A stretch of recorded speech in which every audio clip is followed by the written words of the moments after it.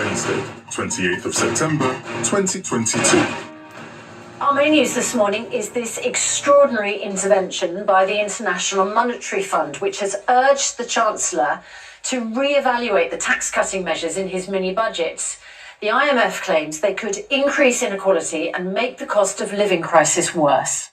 Well, in his conference speech yesterday, the Labour leader Sir Keir Starmer claimed only his party could now rescue the UK economy, and we will speak to him live after 7 o'clock. First, though, here's our political correspondent, Louisa James.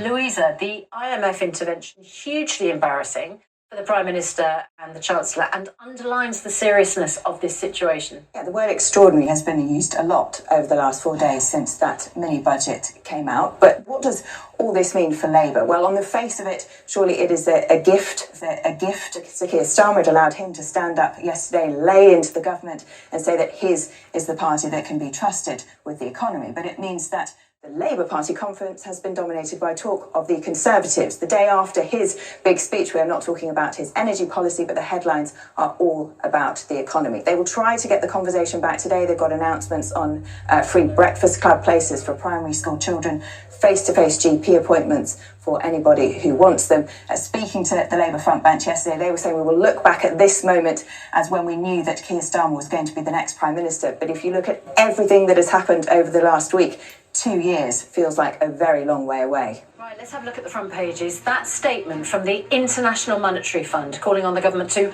re-evaluate its tax measures and consider more targeted support leads the Daily Telegraph this morning. The paper calls it a highly unusual attack on the economic policy of a G7 country, which has drawn an angry reaction from senior Tories. Bricking it is the rather graphic headline in The Sun. The paper says an expected rise in interest rates will create a mortgage time bomb for homeowners. It reports that lenders have now pulled a total of 365 mortgage deals from the market. The Daily Mirror describes Keir Starmer's keynote speech yesterday to the Labour conference as a message of hope. It says he pledged a future Labour government would create a state-owned energy company which could help to slash bills.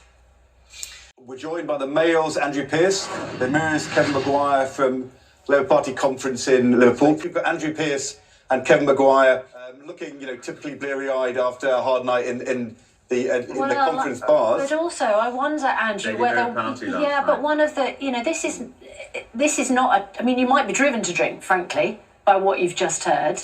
I wonder, Andrew, whether you might feel downcast, whether the Tory MPs. On the call with the Chancellor yesterday might be feeling incredibly depressed. We just heard there clueless amateurs doing stupid things by an economist of 30 years who used to be on the Monetary Policy Committee. What is the government going to do, Andrew? How nervous are Tories feeling? Tories are feeling nervous, and the International Monetary Fund intervention is very significant too. But the International Monetary Fund has made no secret of the fact it thinks support to do with the energy crisis should be targeted. They've said that constantly, and the trouble with the freezing energy bills, everybody gets it, whether you're rich or poor, and it's very expensive. What is it going to cost? £150 billion? So that's not helpful, and of course that will remind some Tories back in the dark days of the 1970s when the IMF actually had to bail out the government. It was a Labour government at the time because they got into such debt. Now, we're not in that position yet, but sterling is hovering in a very uncomfortable position, and while some people say it does bring benefits for exporters, it's going to import inflation because we import so much stuff, and it's almost a sense of national pride, isn't it? We do not want to see the dollar parity. Kevin, this is an open goal, isn't it, for Labour? And Sir Keir Starmer will be on the programme this morning. Did what he said yesterday make the party think, right, this is the Labour moment? We do have a surge here. We need a snap election. We need to vote in a different government, or, were people left wondering? I noticed a poll said still half of people polled wondered what Labour's policies are. Yeah, they were polled, of course, before his speech. No, he put the ball in the back of the net yesterday, and it is an open goal, as you say, because the government has just created a financial nightmare for Britain across every class, every group, except the incredibly rich. With that budget where you increase spending, you reduce tax. People are not daft. They can do that. They can do their sums. They can see it doesn't add up.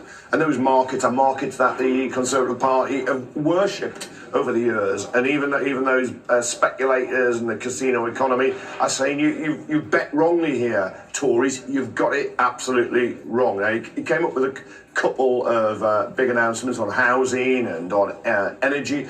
But it's the tone, isn't it? That's what it's about. He's saying, don't forget, don't forgive.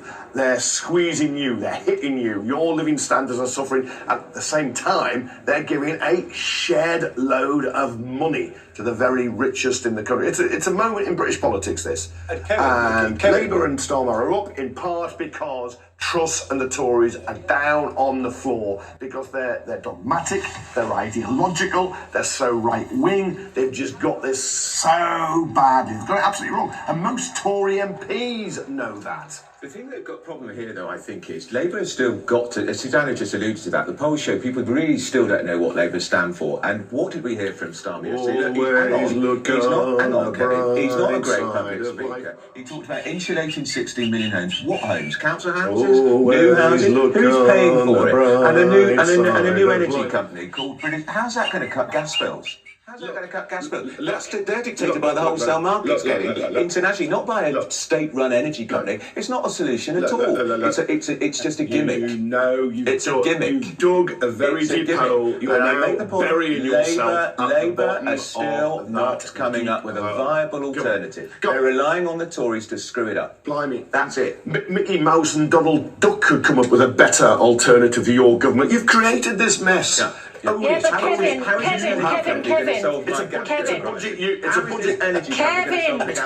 it's a budget you welcomed. Kevin. And you welcomed a budget. Labour. They're trying to talk to you, Kevin. They're trying to talk to you.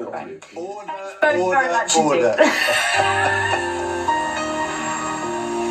Well, it's pretty much where it has been all week. It is a week of sunshine.